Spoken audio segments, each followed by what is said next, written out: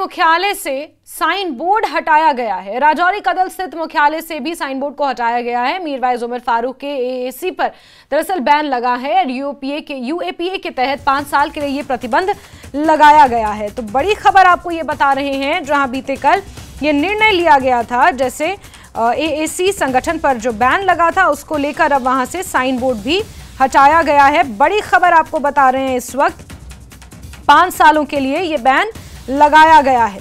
AAC यानी कि अवामी action committee है, इसका नेतृत्व मीरवाइज उमर फारूक कर रहे हैं और इस पर भी बैन लगाया गया है।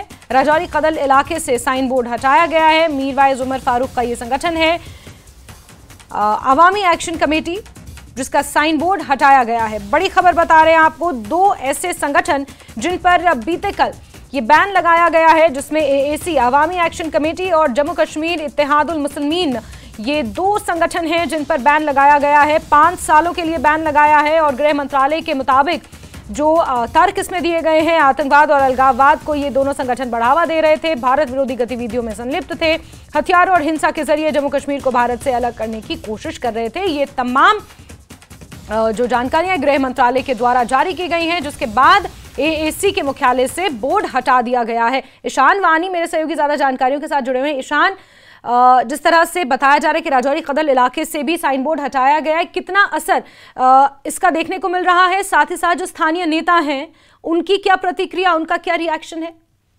देखिए, ये जो वहाँ पे बोर्ड लगा हुआ था, जो सेंट्रल ऑफिस है अवामी एक्शन कमेटी का, उसको वहाँ से जो बोर्ड लगा हुआ था अवामी एक्शन कमेटी का, वो हटा दिया गया है। दरअसल जब सरकार ने फैसला कल किया कि वो इस तंजीम को बैन करेगी, तो उसके बाद ये एक्शन जो है वो फॉलो होते हैं। लेकिन अगर प्रतिक्रियाओं की बात करें तो लगातार कांग्रेस के नेता हो या पीडीपी वगैरह के नेता हो या कल नेशनल कॉन्फ्रेंस के भी नेता जो हैं अली मोहम्मद सागर, उन्होंने सरकार को निशाना बनाते हुए ये कहा था कि ये गैर जरूरी है और ऐसे इकदाम जो है नहीं लेने चाहिए।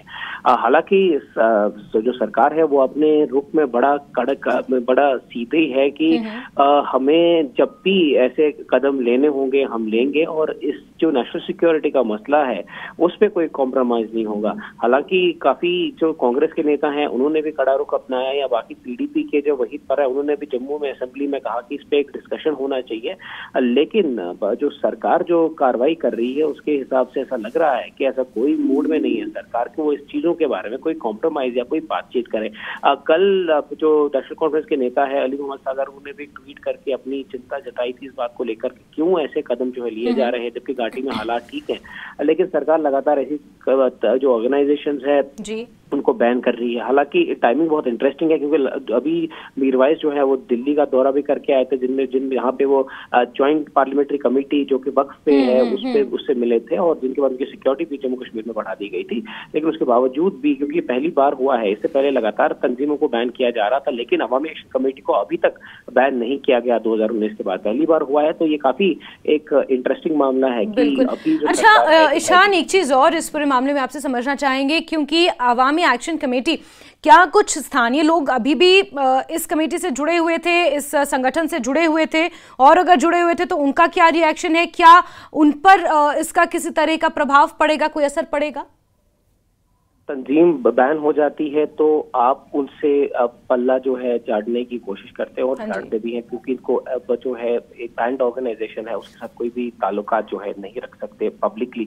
बट क्योंकि ये सेंटिमेंट्स का भी मामला है जिसमें मीरवाइज जो है ना केवल एक नेता है बल्कि वो एक जो है एक मुस्लिम क्लर्क भी हैं और जामा मस्जिद में जो कश्मीर की सबसे बड़ी मस्जिद है वहाँ पे नमाज ही पढ़ाते हैं और कुछ लोगों का अकीदा भी है उनके साथ, उनकी फैमिली के साथ, क्योंकि फैमिली की लेगेसी और हिस्ट्री रही है। तो वो शायद जो है इसमें एक रोल अदा करे। बट अब क्योंकि बाकी हमने तंजीमें देखी, चाहे हुर्रियत हो या बाकी जो ऐसे नेता हैं, जब भी उन पे बैन हुआ था लोगों ने जो है उससे पल्ला झाड़ा कुछ लोगों से, और जब कार्रवाई की बात करें तो उसके बाद जो है कार्रवाई उन ऑर्गेनाइजेशन पे हुई है।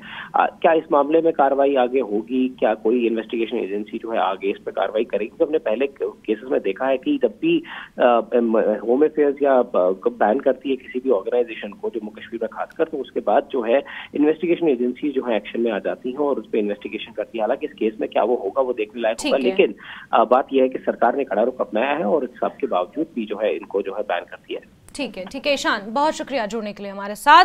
तो अवामी एक्शन कमेटी है एएसी, और दो ऐसे संगठन हैं जिन्हें बैन किया गया है, जिसको लेकर अब लगातार प्रतिक्रियाएं भी सामने आ रही हैं। जम्मू कश्मीर इत्तेहादुल मुस्लिमीन और AAC और गृह मंत्रालय ने ये तर्क दिया है कि आतंकवाद, अलगाववाद, भारत विरोधी गतिविधियां, हथियारों और हिंसा, पैसा जुटाकर आतंकवादी संगठनों की मदद और इस तरह की तमाम चीजों में ये संगठन संलिप्त थे और ऐसे में इन्हें बैन किया गया है, जिसमें AAC के जो दफ्तर है, जो मुख्यालय है राजौरी कदल में, वहां से बोर्ड भी हटा दिया गया है।